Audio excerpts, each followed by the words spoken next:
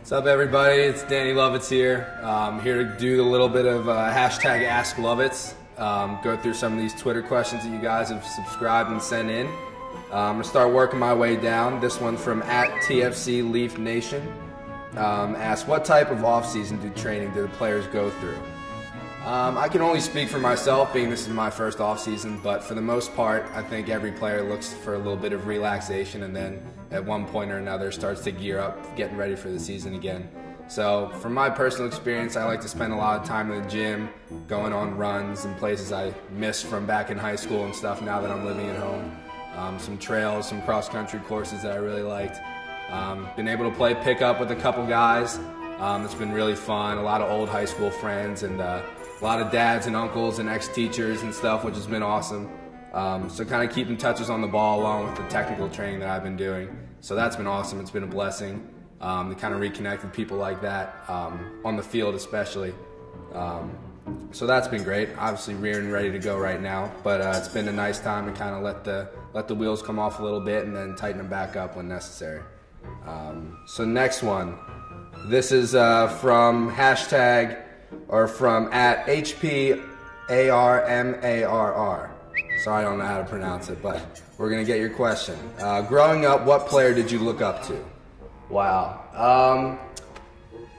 I really looked up to all the players in the Premier League for the most part. That was really what I would do when I'd come home from school. I'd flip on the Premier League matches, whatever they were, on Fox Soccer Channel at the time. I obviously loved Ronaldinho when he was with Barcelona. He was probably one of my bigger inspirations, but as my knowledge grew and I kind of started to mold myself after a player in my own position, I really took on Gareth Bale as kind of someone I'd like to kind of make myself up as a player and try to pick up some attributes that he has. I figured that wouldn't be too bad for my career if I could kind of embody what he does on the field. So that's been great, watching him and his move to Real Madrid, everything.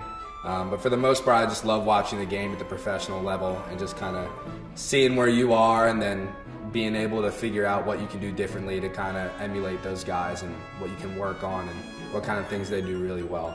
But that's a good question.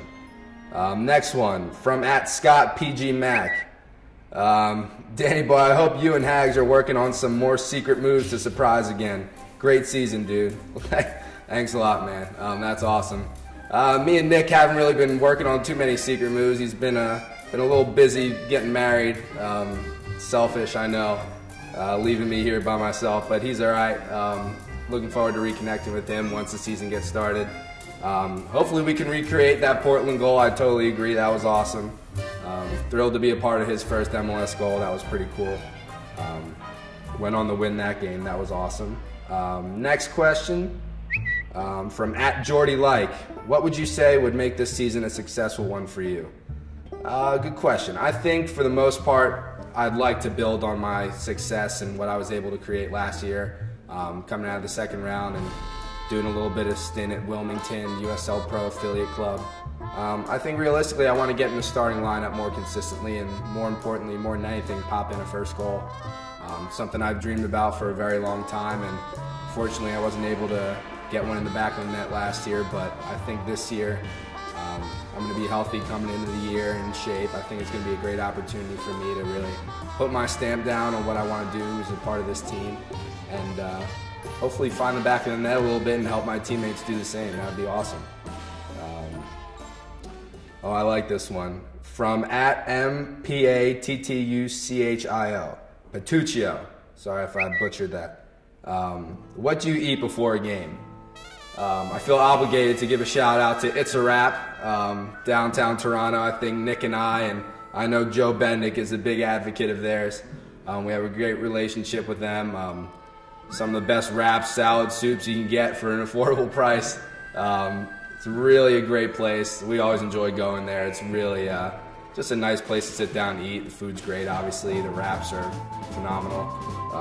But that's usually our game day routine. For the most part, the meals right before the game and after are provided by the club. So they don't leave us a whole lot of room to kind of be on our own. But when we do, It's a Wrap for game days is always a good shout. Let's see. Next question from @LukeBuren. What was it like? What was going through your mind when you went to and from New York City FC? That's an interesting one. I obviously was being pulled in all different directions. It was just a very, very surprising thing for me to happen, or to happen to me. I didn't really expect it to happen, but again, I was really willing to roll with the punches and kind of accept a new role with the team. I think at the end of the day, every player just wants to be a part of a team that views them as valuable and wants them to have a role within the team and wants to create success with what they're doing and has a plan for you as a player within the next few years or foreseeable future. I thought that club was Toronto, and I had a good hunch that it was, and then with the pick I didn't really know exactly what was going on, and if they valued me enough to take me, that's fine. But truth be told, I was relieved when Toronto picked me back up. I think every young player in the league will respect and kind of search for a little bit of continuity in their early years. So I was really happy to call Toronto home going into this season again, and just looking forward to picking up where I left off, and really happy that the offseason's going the way it has. And even though that wasn't planned and gave me a little bit of a start, I'm excited, and that kind of livened me up a little bit to get ready and start thinking about the season, even though it was almost a month ago, early in mid-December. It's just one of those things that you just kind of roll with the punches and hope it ends up right, and I guess this is the right thing, and I'm really happy it turned out the way it did. But I'm just ready to hit the ground running and start this year. So I think that's all the questions we have left. I'd like to thank you guys for sending them in, and hope you guys had happy holidays, and take care. We'll see you soon at BMO.